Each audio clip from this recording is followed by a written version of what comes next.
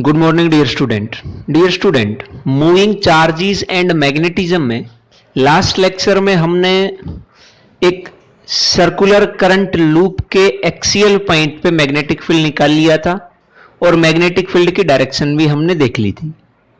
ये जो हमने किया था ये बायोट सेवर्ट्स लॉ की मदद से हमने मैग्नेटिक फील्ड निकाल लिया था।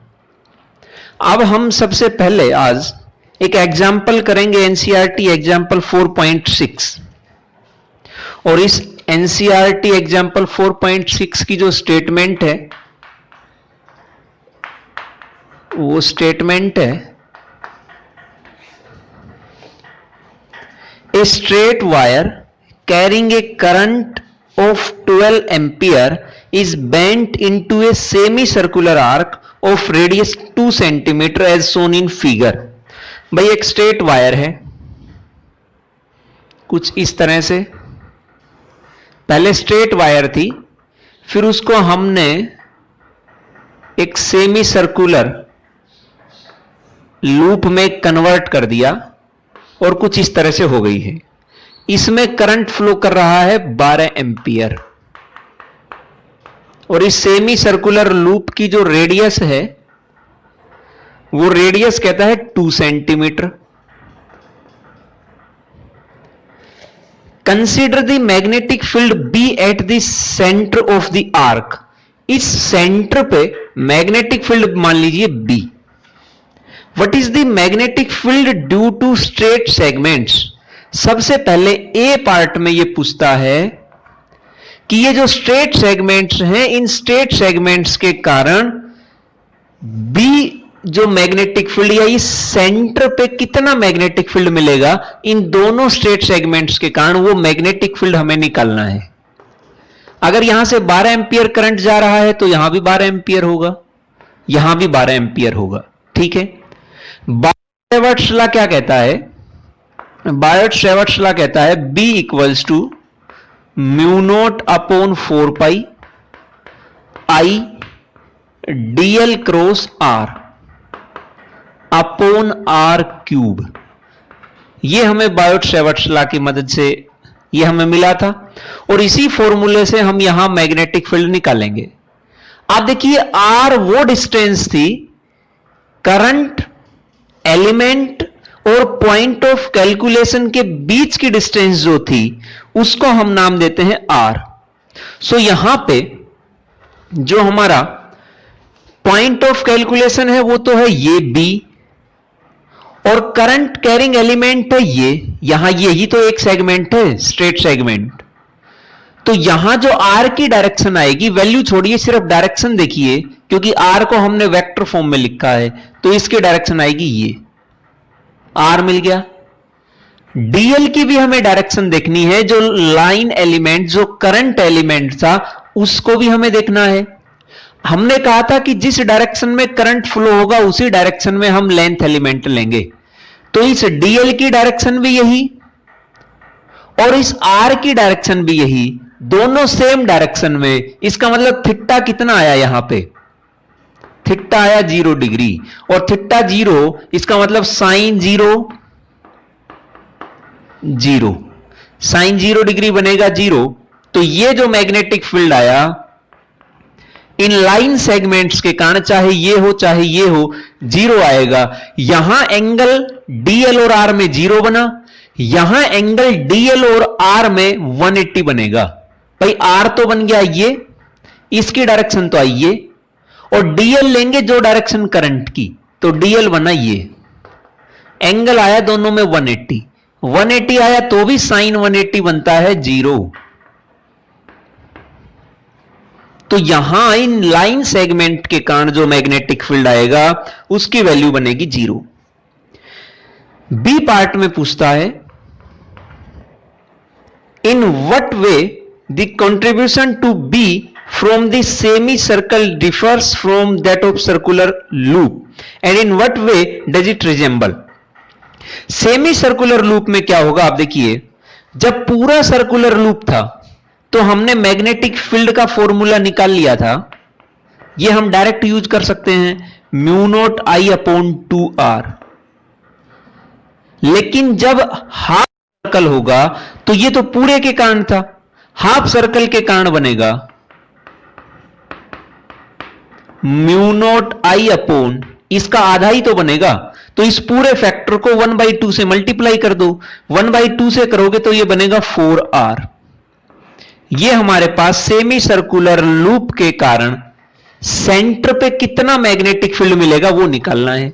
भाई दोनों लाइन सेगमेंट का तो निकाल लिया, अब सर्कुलर लूप बच गया, सेमी सर्कुलर लूप। ये फॉर्मूला लगेगा, म्यू नॉट की वैल्यू होती है 4 पाई इंटू 10⁻⁷ इंटू आई की वैल्यू होती है हमारे पास 12 एंपियर दे रखी है, 4r, ये जो रेडियस है ये 2 सेंटीमीटर, लेकिन मीटर में बदलेंगे तो 2 इंटू 10⁻⁻² मीटर।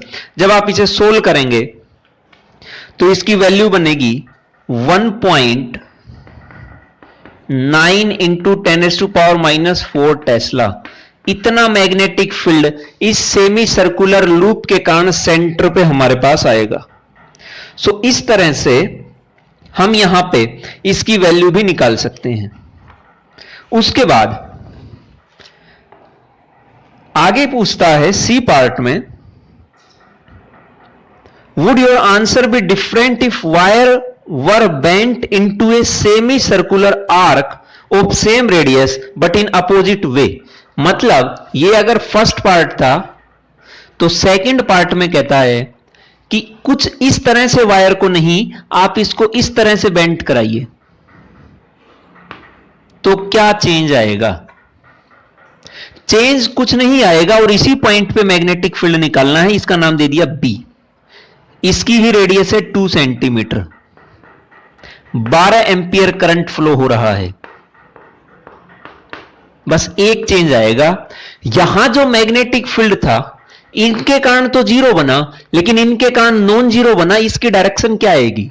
डायरेक्शन मैंने कहा था राइट हैंड कर्ल रूल से हम डायरेक्शन बताएंगे। कैसे बताएंगे? राइट हैंड की फिंगर्स को रोटेट कराइए in the direction of current. Current flow कर रहा है ऐसे, जिस डायरेक्शन में थंब जाएगा that will be direction of magnetic field. Thumb जा रहा है इनवर्ड, तो यहां जो मैग्नेटिक फील्ड आएगा उसकी डायरेक्शन होगी इनवर्ड, और इनवर्ड के लिए हम ये क्रॉस साइन यूज करते हैं। इसमें जो, और यहां पे सॉरी, ये 10⁻⁻7 होता है। यहां पे आप देखिए, यहां इन दोनों में तो कोई चेंज नहीं आया। देख लीजिए, ये भी ऐसे था, ये भी ऐसे ही था। बस ये चेंज आया है कि ये रिवर्स कर दिया, पहले ऊपर था अब नीचे। तो इन दोनों में कोई चेंज नहीं आया, तो इन दोनों के कारण जितना मैग्नेटिक फील्ड पहले था उतना ही अब आएगा।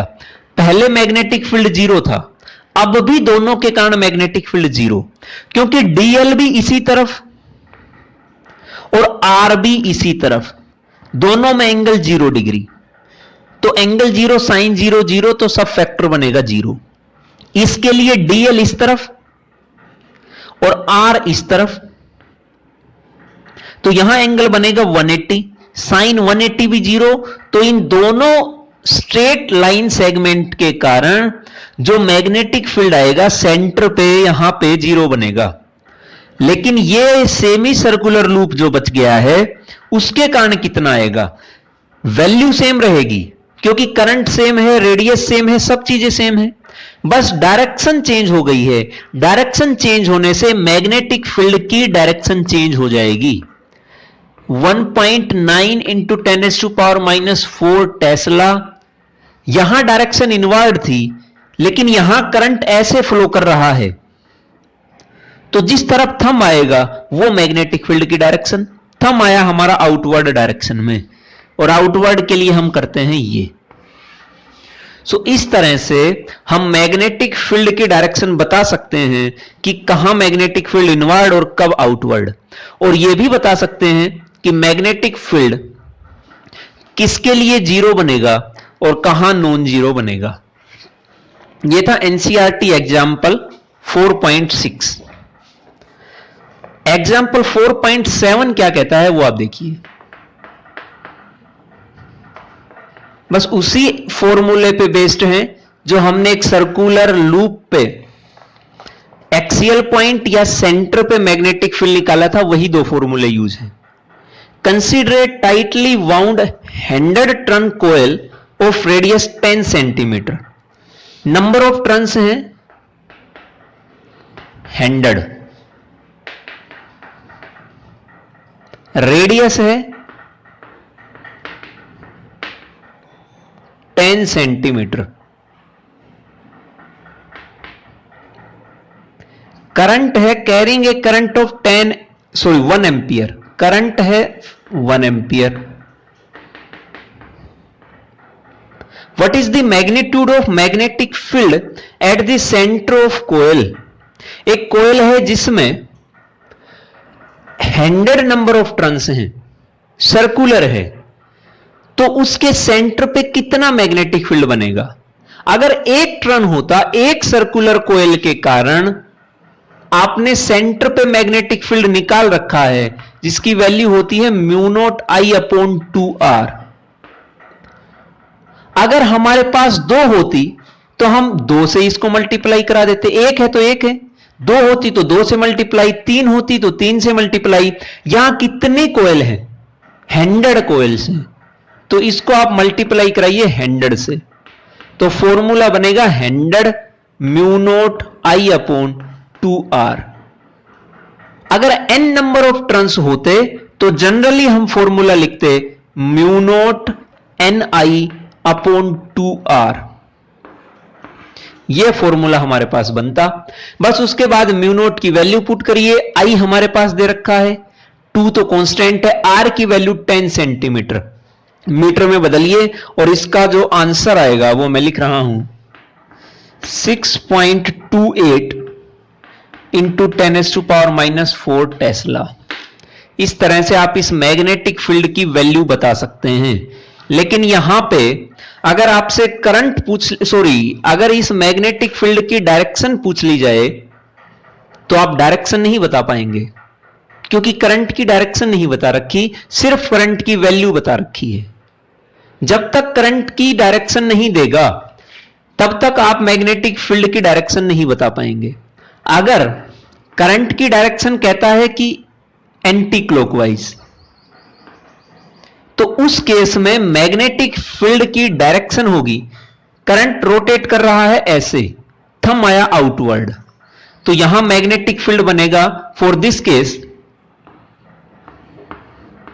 वो आउटवर्ड डायरेक्शन में आएगा, आउटवर्ड हम ऐसे शो करेंगे। अगर करंट की डायरेक्शन अपोजिट होती, मतलब क्लॉकवाइज होती, तो करंट फ्लो कर रहा है ऐसे, जैसे जा रहा है वैसे ही फिंगर्स को रोटेट करा दीजिए, थंब आया इनवर्ड। इस केस में मैग्नेटिक फील्ड आएगा इनवर्ड। इसका मतलब आप देख लीजिए, अगर हम करंट की डायरेक्शन चेंज कर दें तो मैग्नेटिक फील्ड की डायरेक्शन चेंज हो जाएगी।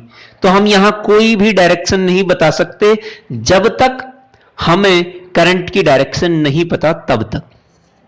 सो ये थे एनसीईआरटी एग्जाम्पल 4.6 और 4.7। नेक्स्ट आज का जो हमारा इंपॉर्टेंट टॉपिक है उसका नाम है एम्पियर्स सर्कुटल लॉ। अब ये क्या है बच्चों? देखिए, आपने इलेक्ट्रोस्टैटिक्स में इलेक्ट्रिक फील्ड निकालने के लिए 2 फॉर्मूले यूज किए थे। पहला था कूलॉम्स लॉ। इन इलेक्ट्रोस्टैटिक्स आप देखिए, इलेक्ट्रोस्टैटिक्स आपने 2 फॉर्मूले यूज किए। नंबर 1 आपने नाम दिया कूलॉम्स लॉ, और सेकंड आपने यूज किया इलेक्ट्रिक फील्ड निकालने के लिए गोज लॉ।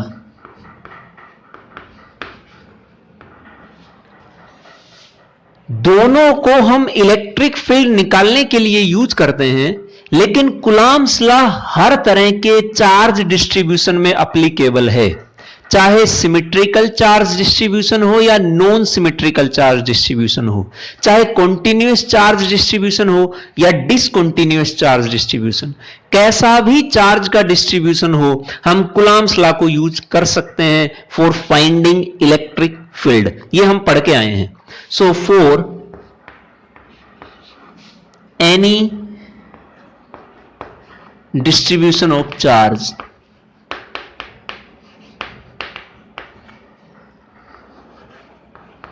हम इसे कहीं भी यूज कर सकते हैं, लेकिन यह कूलम्ब्स लॉ थोड़ा मुश्किल, थोड़ा लेंथी प्रोसेस है इलेक्ट्रिक फील्ड निकालने के लिए। गोज लॉ कहां यूज करते हैं? गोज लॉ को भी इलेक्ट्रिक फील्ड निकालने के लिए यूज करते हैं, लेकिन केवल वहीं जहां पे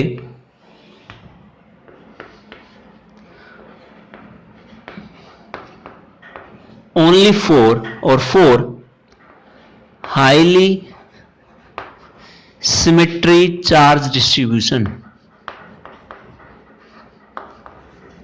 सिमेट्रिक केसेस में हम गोज लॉ को यूज कर सकते हैं इलेक्ट्रिक फील्ड निकालने के लिए। जैसे लॉन्ग वायर के अलोंग चार्ज डिस्ट्रीब्यूट हो, एक स्फेरिकल रीजन में एक स्फीयर पे चार्ज डिस्ट्रीब्यूट हो, लॉन्ग सिलेंडर के केस में हम इलेक्ट्रिक फील्ड निकालें तो गोज लॉ को अप्लाई कर सकते हैं। तो ये सिमेट्री केसेस में एप्लीकेबल है, ये किसी भी डिस्ट्रीब्यूशन में एप्लीकेबल है। वैसे ही मैग्नेटिक फील्ड निकालने के लिए भी हम एक लॉ पहले ही पढ़ चुके हैं, मैग्नेटोस्टैटिक्स। ये जो पढ़ रहे हैं मूविंग चार्ज एंड मैग्नेटिज्म, इसको हम मैग्नेटोस्टैटिक्स भी नाम दे सकते हैं, क्योंकि यहां कांस्टेंट करंट के कारण मैग्नेटिक फील्ड है। करंट वेरी नहीं हो रहा है टाइम के साथ, तो जितना मैग्नेटिक फील्ड है एक पॉइंट पे वो उतना ही रहेगा। मैग्नेटिक फील्ड भी पॉइंट पे वेरी नहीं कर रहा, तो हमने इसका नाम दिया मैग्नेटोस्टैटिक्स। मैग्नेटोस्टैटिक्स में हम मैग्नेटिक फील्ड निकालेंगे, और मैग्नेटिक फील्ड निकालने के लिए हम एक फॉर्मूला पहले ही यूज कर चुके हैं जिसका नाम है बायोट-सैवर्ट्स लॉ।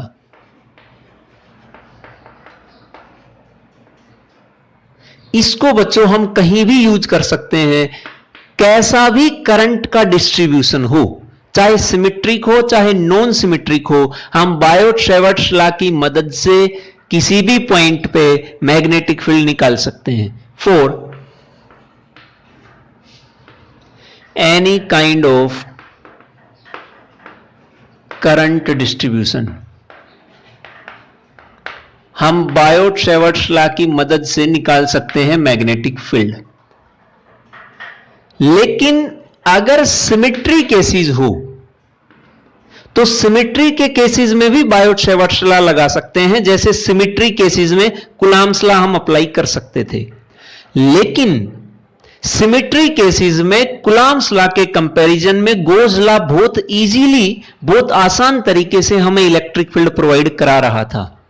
वैसे ही सिमेट्री केसेस में बायोट-सैवर्ट्स लॉ भी हम अप्लाई कर सकते हैं, लेकिन यह लेंथी और थोड़ा मुश्किल होता है।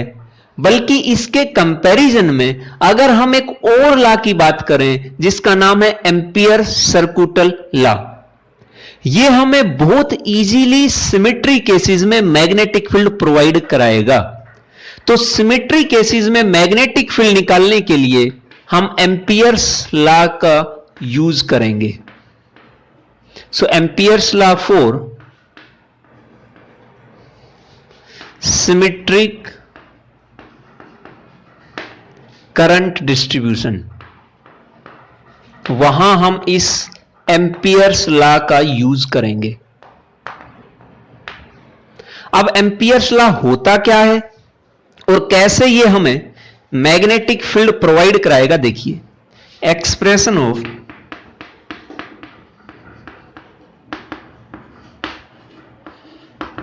एम्पियर्स सर्कुटल लॉ, इसकी एक्सप्रेशन है B dot dl equals to mu naught I enclosed. कुछ कुछ वैसा ही है जैसा गोज लॉ में था। गोज लॉ में हमने पढ़ा था close surface integral of electric field equals to q enclosed upon epsilon naught. ये गोज लॉ की एक्सप्रेशन थी और ये एम्पियर्स लॉ की एक्सप्रेशन है, जिसमें कहता है close line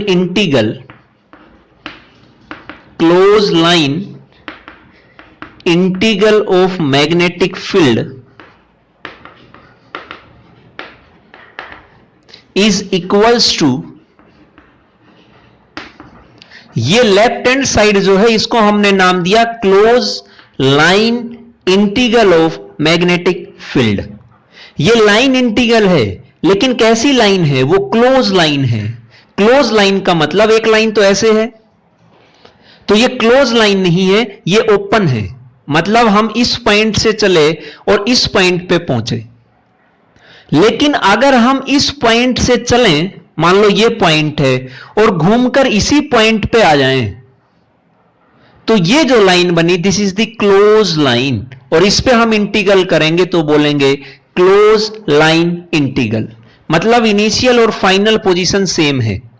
so close line integral of magnetic field equals to mu naught I enclosed equals to mu naught times of current enclosed in the circular loop। अब ये सर्कुलर लूप क्या है? जब हम गोज लॉ अप्लाई करते थे, हम यहां इनको रिलेट करते चलेंगे। जब गोज लॉ हम अप्लाई करते थे तो गोज लॉ के केस में हम सिमेट्री प्रोवाइड कराने के लिए जिस पॉइंट पे इलेक्ट्रिक फील्ड निकालना था, उस पॉइंट पे एक सिमेट्रिक सरफेस, जिसको हमने गोजियन सरफेस का नाम दिया था, वो ड्रॉ करते थे। तो वहां वो क्लोज गोजियन सरफेस थी, इसीलिए हमने नाम दिया था close surface integral of electric field. लेकिन यहां इस मैग्नेटिक फील्ड में एम्पियर सर्कुलर लॉ में हम एक क्लोज सर्कुलर लूप बनाएंगे। मतलब एक रिंग की तरह एक लाइन इंटीग्रल करेंगे। ये सरफेस इंटीग्रल था और यहां सिर्फ हम एक लाइन की बात करेंगे, एक रिंग की बात करेंगे। वहां हम स्फीयर की बात करते थे। हमने कभी भी गोजियन सरफेस सर्कुलर ड्रॉ नहीं की, या तो स्फेरिकल की या सिलिंड्रिकल की। लेकिन यहां जो हम सर्कुलर लूप ड्रॉ करेंगे, एम्पीरियंस लूप हम उसका नाम देंगे। इसका हम नाम दे सकते हैं सर्कुलर लूप का एम्पीरियन लूप। वो गोजियन सरफेस थी, ये एम्पीरियंस लूप है। सो यहां पे उस एम्पीरियन लूप के अंदर कितना करंट है, वो करंट बनेगा आई इनक्लोज्ड। यहां उस गोजियन सरफेस के अंदर कितना चार्ज इनक्लोज था, वो बनता था क्यू इनक्लोज्ड। जैसे जैसे आगे बढ़ेंगे वैसे वैसे आपको पता चलता जाएगा कि इसमें क्या है क्या नहीं। So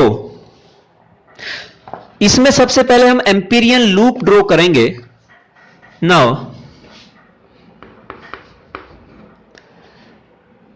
magnetic field at this Amperian loop, जो एम्पीरियन लूप हमने ड्रॉ किया है, अब उस एम्पीरियन लूप पे, और एम्पीरियन सर्कुलर लूप, ये आप लिख लीजिए। Magnetic field at this empyrean circular loop either, या तो उस एम्पीरियन लूप पे वो मैग्नेटिक फील्ड टेंजेंशियल होगा,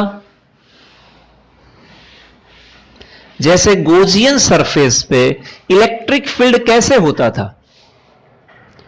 गोजियन सरफेस पे इलेक्ट्रिक फील्ड, मान लो ये गोजियन सरफेस ड्रॉ कर दी, यहां चार्ज क्यू रखा है, तो इस गोजियन सरफेस पे इलेक्ट्रिक फील्ड एक तो परपेंडिकुलर होता था। गोजियन सरफेस पे परपेंडिकुलर, या हम ये कहें कि इस गॉसियन सरफेस का यूनिट वेक्टर ये एन कैप हो गया है। एरिया यूनिट वेक्टर और इलेक्ट्रिक फील्ड में एंगल 0 डिग्री, क्योंकि दोनों सेम डायरेक्शन में। या हम ये कहें कि इलेक्ट्रिक फील्ड और गॉसियन सरफेस परपेंडिकुलर, क्योंकि इन दोनों के बीच में एंगल 90 डिग्री। ये कंडीशन होती थी। यहां गॉसियन सरफेस पे सिंपली ये कहें कि गॉसियन सरफेस पे इलेक्ट्रिक फील्ड परपेंडिकुलर होता था, लेकिन इस एम्पीरियन लूप पे जो मैग्नेटिक फील्ड होगा वो या तो होगा tangential, is either B is tangential. और टेंजेंशियल होने का कारण क्या है?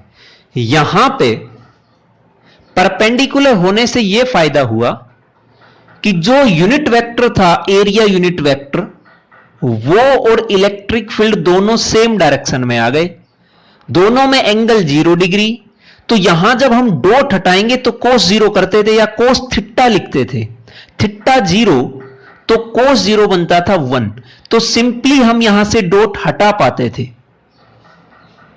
यहां भी कुछ वैसा ही है, बी डॉट डी एल। यहां मैग्नेटिक फील्ड टेंजेंशियल इसलिए लिया है क्योंकि जो लेंथ एलिमेंट है वो भी टेंजेंशियल है। तो दोनों टेंजेंशियल, दोनों सेम डायरेक्शन, दोनों में एंगल 0, कोस 0 1, तो डॉट इजीली हम हटा पाएंगे यहां से। इसीलिए हमने कहा कि B is tangential. B is tangential, तो ये जो लेफ्ट हैंड साइड है B डॉट डी एल, इसको हम ये लिख पाएंगे B डी एल, क्योंकि कोस 0 डिग्री बनता है 1। सो ये आ गया B d l equals to mu naught I enclosed. इसका फायदा हुआ ये।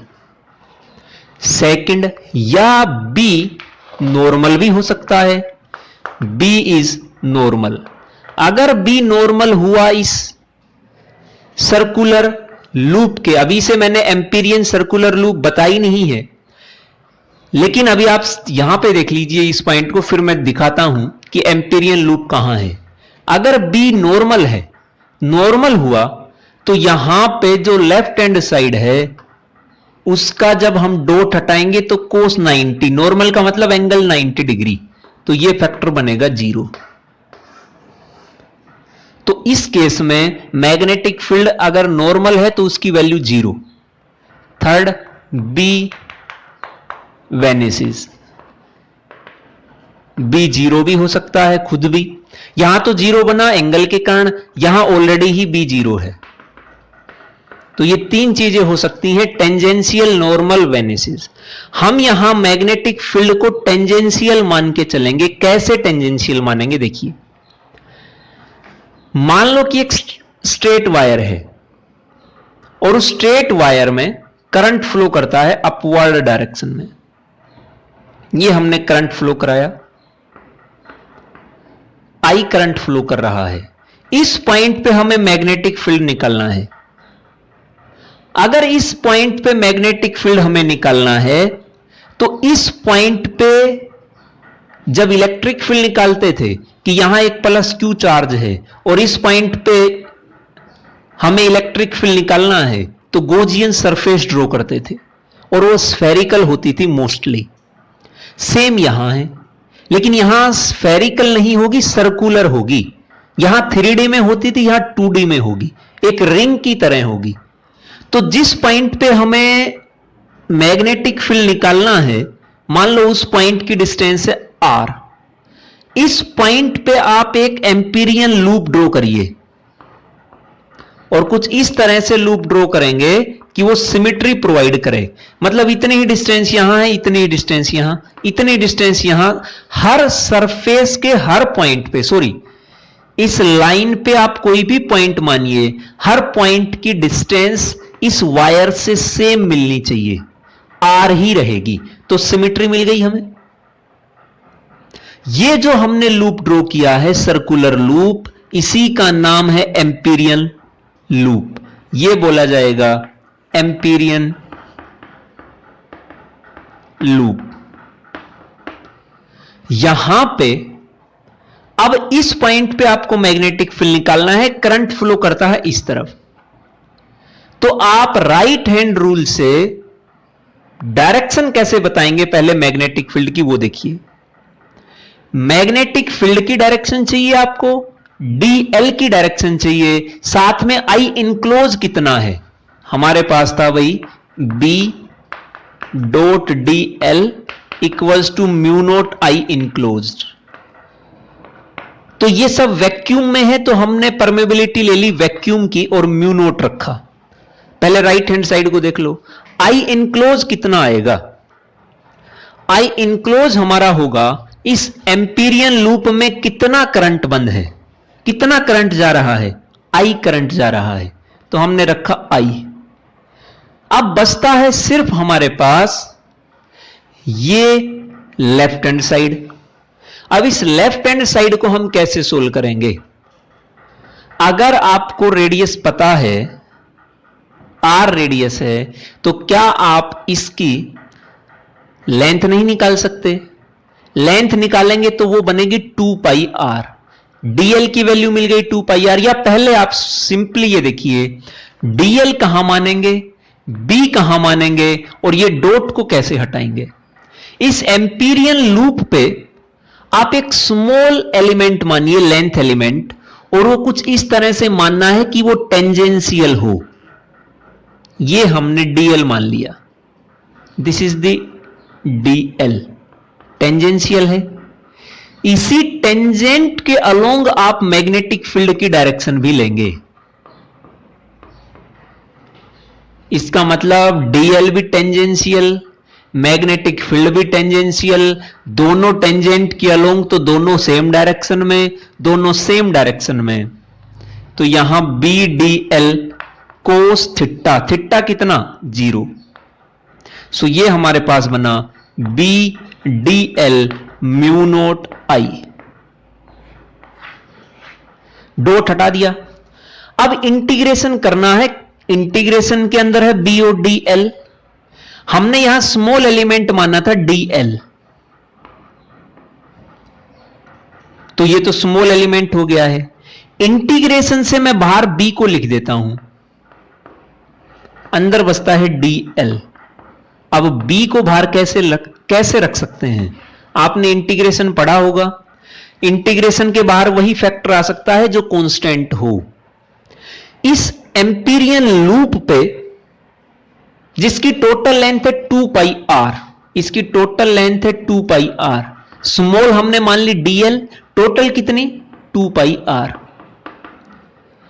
इस पूरे सर्कुलर लूप पे हर पॉइंट पे मैग्नेटिक फील्ड सेम मिलना चाहिए, मतलब कांस्टेंट होना चाहिए, यहां भी, कहीं भी आप मानिए। अगर मैग्नेटिक फील्ड कांस्टेंट है और कांस्टेंट क्वांटिटी को हम इंटीग्रेशन से बाहर रख सकते हैं, इसीलिए हमने यहां एम्पीरियन लूप ड्रॉ किया, ताकि उस लूप पे हर पॉइंट पे मैग्नेटिक फील्ड कांस्टेंट हो, तो हम उसे इंटीग्रेशन से बाहर रख सकें। तो हमने इंटीग्रेशन से बाहर रख दिया। अब डीएल क्या है, इस पूरे एम्पीरियन लूप की कितनी लेंथ है, वो लेंथ आप जानते ही हैं 2 पाई आर। इंटीग्रेशन करेंगे तो टोटल लेंथ आएगी, वैल्यू आएगी 2 पाई आर। बस 2 पाई आर रख दीजिए, इसको इस तरफ डिवाइड कराइए, आपको मैग्नेटिक फील्ड मिल जाएगा। इस तरह से आप एम्पीरियन सर्कुलर लॉ की मदद से मैग्नेटिक फील्ड निकाल सकते हैं। Close line integral of magnetic field equals to mu naught I enclosed. I enclose कितना करंट उस सर्कुलर लूप के अंदर है, वो आपको रखना है। अब देखिए, जैसे एग्जाम्पल के तौर पे आप मान लीजिए, अगर टोटल लेंथ सर्कुलर लूप की L होती तो हम क्या लिख देते, इफ, यहां तो 2 पाई आर है, मान लो L होती, तो if L is length of Amperian loop, तो यहां पे हम B तो बाहर ले चुके हैं, डीएल जो बनेगा उसकी जगह L लिखेंगे और म्यू नोट आई। कहने का मतलब मैग्नेटिक फील्ड आएगा म्यू नोट आई अपॉन L। इस तरह से हम मैग्नेटिक फील्ड की वैल्यू बता सकते हैं। यहां 2 पाई आर थी तो एल की जगह लिखेंगे 2 पाई आर। इसका केस हम नेक्स्ट लेक्चर में, ये एक इनफाइनाइट वायर थी जिसमें आई करंट फ्लो कर रहा है, तो उसके कारण मैग्नेटिक फील्ड हम निकाल सकते हैं। ये निकाल ही लिया है वैसे तो हमने, लेकिन नेक्स्ट लेक्चर में मैं इसी वायर को यूज करते हुए बायोट-सैवर्ट्स लॉ की मदद से भी मैग्नेटिक फील्ड निकालेंगे और फिर एम्पियर्स लॉ की मदद से भी मैग्नेटिक फील्ड निकालेंगे, और हम पाएंगे कि दोनों में से एम्पियर्स लॉ बहुत इजीली मैग्नेटिक फील्ड हमें प्रोवाइड कराएगा। और वहां से कुछ हम इसके इंपॉर्टेंट पॉइंट्स भी देखेंगे कि क्या क्या इंपॉर्टेंट पॉइंट्स वहां से आएंगे। बस आज के लिए आप ये ध्यान रखिए कि एम्पियर सर्कुटल लॉ हमारा एक्सप्रेशन होती है B dot d l equals to mu naught I enclose. Ampere circuital law नाम इसलिए रखा क्योंकि ये जो दिया है ये उन्हें साइंटिस्ट फिजिसिस्ट आंद्रे एम्पियर्स ने दिया है जिनके ओनर में हमने करंट की यूनिट रखी थी एम्पियर, वो वही एम्पियर हैं। उन्होंने ही इस लॉ को दिया तो हमने एम्पियर सर्कुटल लॉ इसका नाम रखा। ये उसकी एक्सप्रेशन है। ये सिमेट्रिक केसेस में हमें मैग्नेटिक फील्ड प्रोवाइड कराएगा। सबसे पहले हम यहां जब भी किसी केस में मैग्नेटिक फील्ड निकालेंगे किसी भी पॉइंट पे, तो उस पॉइंट पे एक एम्पीरियन सर्कुलर लूप ड्रॉ करेंगे। गोज लॉ में गोजियन सरफेस ड्रॉ करते थे, यहां एम्पीरियन लूप ड्रॉ करेंगे और उस लूप पे हर पॉइंट पे मैग्नेटिक फील्ड टेंजेंशियल मिलेगा। गोज सरफेस में हर पॉइंट पे इलेक्ट्रिक फील्ड परपेंडिकुलर था, यहां हर पॉइंट पे मैग्नेटिक फील्ड टेंजेंशियल होगा। यह आप ध्यान रखेंगे। और मैग्नेटिक फील्ड टेंजेंशियल, जो लेंथ एलिमेंट है वो भी टेंजेंशियल। यहां एरिया था, यहां लेंथ है, यहां भी इलेक्ट्रिक फील्ड और एरिया में एंगल 0 बनता था, यहां मैग्नेटिक फील्ड और लेंथ एलिमेंट में एंगल 0, क्योंकि दोनों टेंजेंशियल तो दोनों की direction same, angle 0 degree.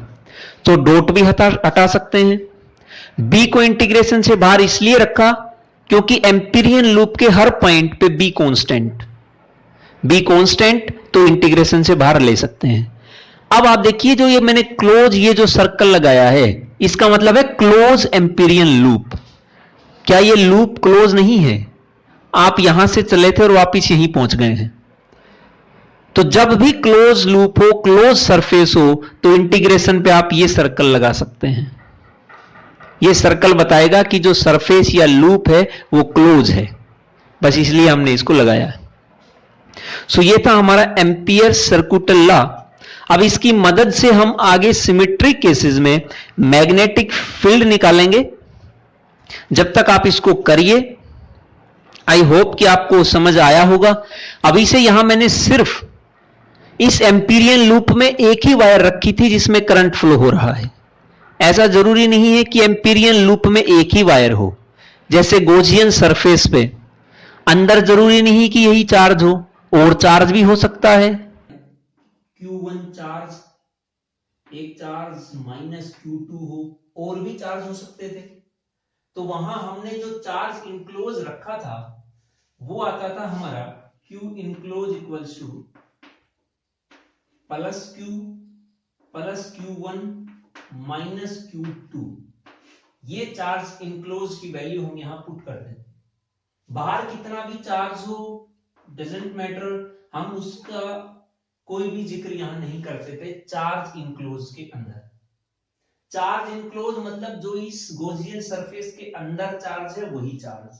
Similarly यहां भी है।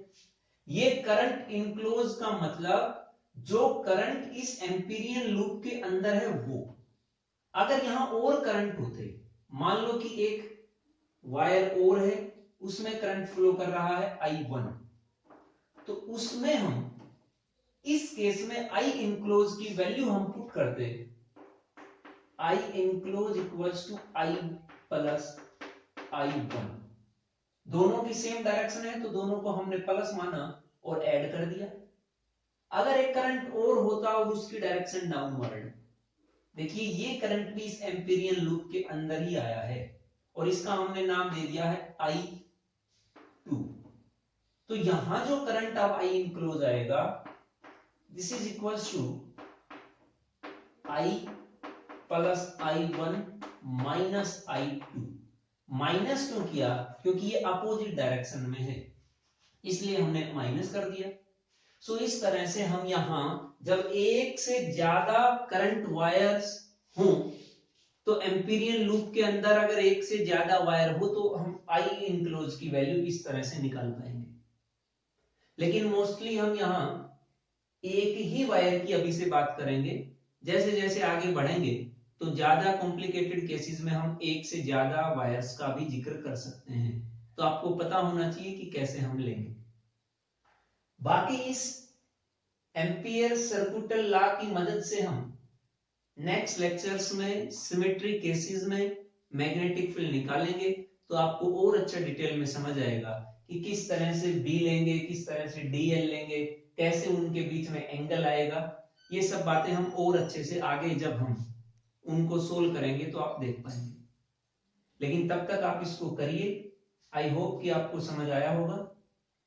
इंपॉर्टेंट है एम्पियर सर्कुटल लॉ, तो इसको अच्छे से करिए और ये एक्सप्रेशन इसकी ध्यान रखिए। सो थैंक यू, मिलते हैं नेक्स्ट लेक्चर में।